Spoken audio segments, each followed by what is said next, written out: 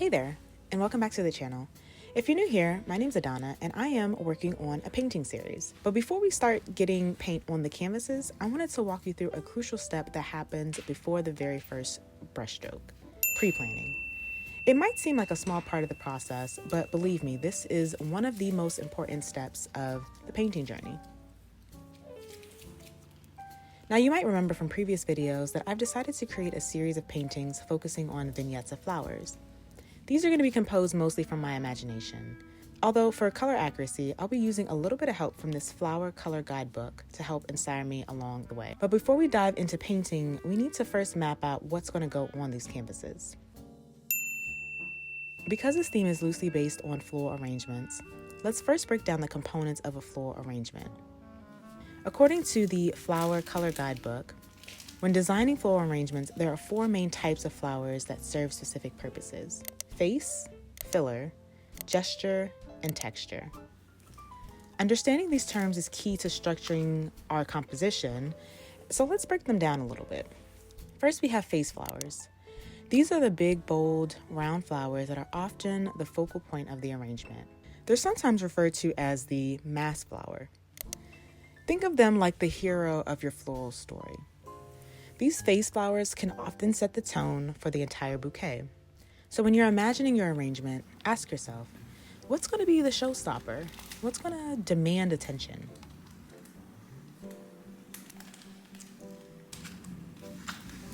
Next, we have filler flowers. These are the ones that act as a filler, no pun intended, to fill in the gaps and spaces around the main elements of your bouquet. These flowers typically don't steal the spotlight, but they do provide balance and volume to the overall composition.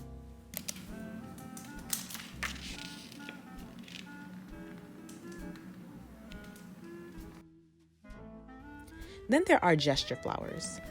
These are the ones that add shape, structure, and depth to your arrangement. They're less about the visual weight and more about guiding the eye and creating flow within the piece. Finally, we have texture flowers. These are the flowers that elevate the composition by adding visual interest and complexity. Whether they're spiky, soft, or clustered, texture helps define the contrast, harmony, and balance within the entire arrangement. These elements give your bouquet depth, making it feel more dynamic and alive. Now, because face flowers are typically the star of the show, I've decided to feature them predominantly in each of these paintings. Now, that doesn't mean I won't incorporate some filler, gesture, or texture flowers, but I'm going to make face flowers the focal point of each painting, especially given that I have a pretty small surface area that I'm working with.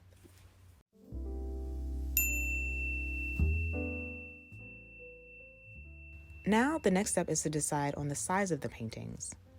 I already had a bunch of panels in different sizes, ranging from 8 by 8 inches to 12 by 12 inches, but after a little bit of deliberation, I decided to go with 8 by 10 inch panels. I really just like the aspect ratio of the 4 by 5. It feels balanced and it works perfectly for the type of composition I have in mind. So just as a note, it really is important to decide on the aspect ratio and the size of your painting before you completely dive in. Why? Because knowing the dimensions helps you with your composition planning. Once you decide on the size, you'll have a better sense of how much space you're working with and where your elements need to go. It makes the whole painting process so much smoother. So now that I've got the size and aspect ratio nailed down, I'll start thinking about composition. And to do that, I'm going to start to do some studies first. I highly recommend doing a few studies before committing to the final painting. Trust me, doing studies have saved me a lot of headaches. There are a couple different types of studies that you can do, but let's talk about them.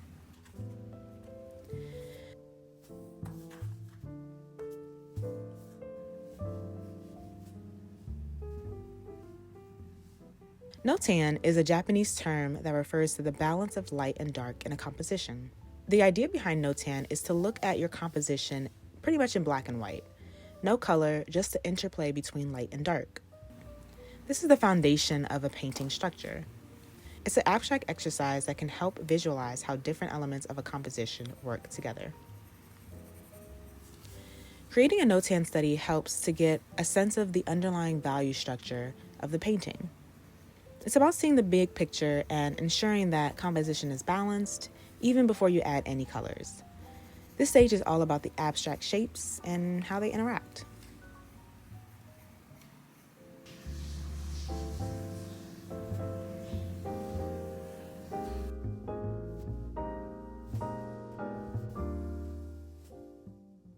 Next, we have value studies. This goes just a bit further than notan studies. With value studies, you're typically working in grayscale, but here you're aiming to accurately represent the range of tonal values in the scene. You'd want to create a version of the scene that goes from light to dark, allowing you to establish depth and form within the composition.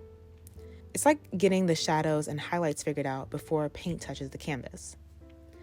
For me, I'm pretty comfortable with the subject matter, and I've done quite a few value studies in graphite, so I don't really feel the need to do additional value studies for this particular series. However, I have done them in the past for past paintings, and I would recommend them for artists whose work is more hyper-realistic or if you're not quite familiar with the subject matter. Once we've sorted out the notan and or values, we move on to the color studies. This is where we start to bring in color. A color study, to me, is not necessarily about being super precise. Instead, it's about exploring the color relationships in my piece. What's going to be my main color palette? How will the colors play off of each other? This is where I would figure out what colors I'm going to assign to the larger shapes within my composition.